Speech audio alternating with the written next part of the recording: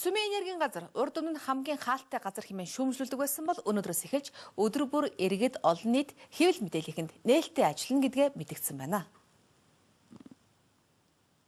Засгийн газрын байгууллагууд сард нэг удаа нээлттэй хаалганы өдөр зохиож ажилдаг бол тус газар өдөр бүрийг нээлттэй хаалганы өдөр болгон зарлаж байгаа гэдгээ мэдгэлээ. Уран цөмийн энерги гэхээр нийгмийн нэг хэсэг нь ашиглаж болохгүй аимшигтай зүйл гэж үздэг бол харин нөгөө хэсэг нь эрчим хүч, эдийн засгийн том боломж гэж хардаг.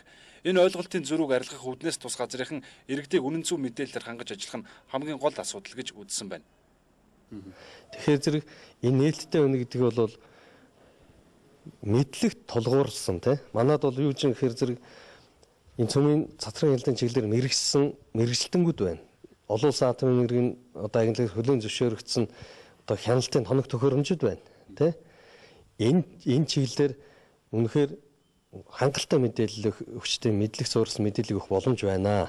Тийм учраас аливаа зүйл бичгээр бол ярихаар бол биднээс ирээд хизээч мэдээлэл авахд нээлттэй байна гэдгийг л аль бивсаар одоо сэтгүүлчдэд одоо хандж байгаа.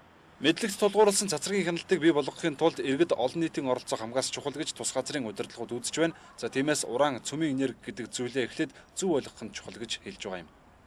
Өнөөдөр бид нэр хэрэгжилж байгаа бүх дэвшилтэт технологиуд бол уран болон тоорын бэлгийн элементүүдээс л ашиглаж байгаа хөөх. Гар утас байна. Өнөөдөр эмнэлэг дээр одоо жишээл мянган хүний эрүүл мэндийг хамгаалаад хорт хавдраас нь салгаж байгаа одоо хавдар судлалын эмнэлэг дээр манайтай хамтарч очих хэрэгтэй газрууд байна.